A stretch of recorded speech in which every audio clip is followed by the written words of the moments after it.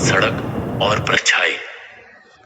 हर गांव या शहर में एक ऐसी जगह होती है जहां लोग रात को जाना पसंद नहीं करते। वजह होती है डर, कहानियां या कोई ऐसा राज जो वक्त के साथ और गहराता चला जाता है। ऐसी ही एक जगह थी उत्तराखंड के पास, घने जंगलों के बीच से गुजरने वाली एक सुनसान सड़क, जिसे लोग छाया रोड कहते हैं। उस सड़क पर रात के समय एक परछाई चलती है, बिना आवाज, बिना चेहरे, सिर्फ मौजूदगी। और जो उसे देख लेता है वो कभी वैसा नहीं रहता। आदित्य, एक फोटो जर्नलिस्ट, अजीब और रहस्यमय जगहों की तस्वीरें लेकर अपनी वेबसाइट पर अपलोड करता था। उसकी खींची तस्वीरें और लिखी कहानियां लाखों लोग पढ़ते थे। एक दिन उसे सोशल मीडिया पर एक मैसेज मिला, अगर हिम्मत है तो छाया रोड पर रात को अकेले जाकर दिखाओ। आदित्य ने उस चुनौती को स्वीकार कर लिया।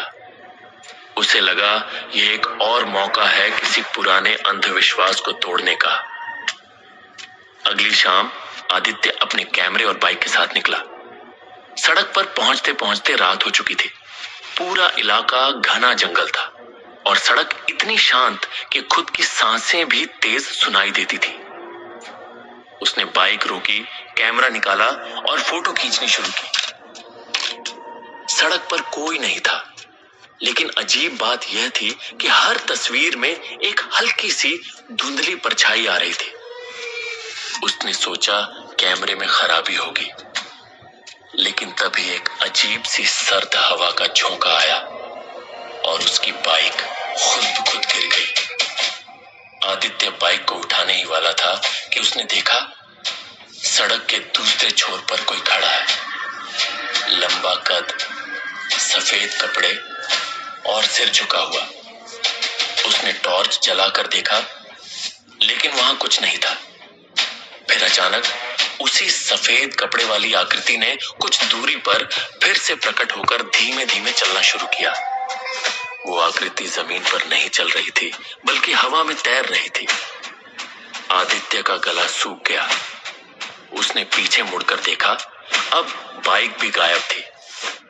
आदित्य ने सड़क से निकलकर जंगल की तरफ दौड़ लगाई, पर वह जितना आगे बढ़ता उतना ही उसे लगता जैसे उसी जगह पर वापस आ गया है।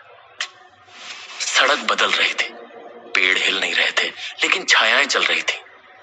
आसपास सन्नाटा नहीं था, बल्कि किसी के रोने और बड़बड़ाने की आवाज आ रही थी, जैसे कोई मदद मांग रहा हो। बचाओ, मुझे मत छोड़ो, उन्होंने मुझे मार डाला। ये आवाज हर तरफ से गूंज रही थी। उसने जोर से चिल्लाकर कहा, कौन हो तुम? तभी पास की झाड़ी से एक लड़की निकली। उसके कपड़े फटे हुए थे, चेहरा खून से सना हुआ। वो कांपते हुए बोली, यहां से भागो, वो तुम्हें भी नहीं छोड़ेगा। डरते डरते आदित्य ने उससे पूछा, तुम कौन हो? लड़की बोली, मेरा नाम दीपाली है। मैं 3 साल पहले इसी सड़क से कॉलेज जा रही थी। कुछ लड़कों ने मुझे रोका, मेरे साथ बुरा किया और फिर मारकर इस जंगल में फेंक दिया। उसकी आंखों से आंसू नहीं, खून टपक रहा था। मेरी आत्मा यहीं फंसी है, लेकिन मेरे साथ और भी थे। वो सब अब परछाई बन चुके हैं। वो किसी को नहीं छोड़ते। अब तुम भी नहीं बचोगे। और वो लड़की एक पल में हवा में घुल गई। आदित्य अब समझ चुका था कि यह सिर्फ एक डरावनी सड़क नहीं, बल्कि उन निर्दोष आत्माओं का कब्रिस्तान थी जिन्हें बेदर्दी से मारा गया था। तभी आसमान कड़कने लगा और काले बादल छा गए। पेड़ हिलने लगे और सड़क पर सफेद परछाइयां उभरने लगी। हर परछाई एक शक्ल लेती थी, कभी औरत, कभी बच्चा, कभी बूढ़ा, लेकिन उनके चेहरे नहीं थे, सिर्फ गड्ढे जैसे काले खाली हिस्से। एक परछाई उसके पास आई और सीधा उसकी आंखों में झांका। आदित्य ने महसूस किया कि उसकी यादें, उसकी पहचान जैसे कोई उठाया और फ्लैश मारा। एक पल को परछाइयां पीछे हट गई। आदित्य ने डायरी में पढ़ा था कि आत्माओं को मुक्ति देने का एक ही तरीका है, सच को उजागर करना। वह दौड़ते हुए उस जगह पहुंचा जहां दीपाली ने बताया था कि उसे दफनाया गया था। उसने अपने हाथों से मिट्टी खोदी और वहां से एक कंकाल मिला, साथ ही एक टूटा मोबाइल। मोबाइल में अब भी एक वीडियो फाइल थी। डरते डरते उसने देखा, यह वही घटना थी जब दीपाली पर हमला हुआ था। आदित्य ने जैसे ही वो वीडियो अपने कैमरे से लाइव किया, हवा थम गई, परछाइयां रुक गईं और एक जोरदार चीख के साथ वो सब धुआं बनकर आसमान में उड़ गई।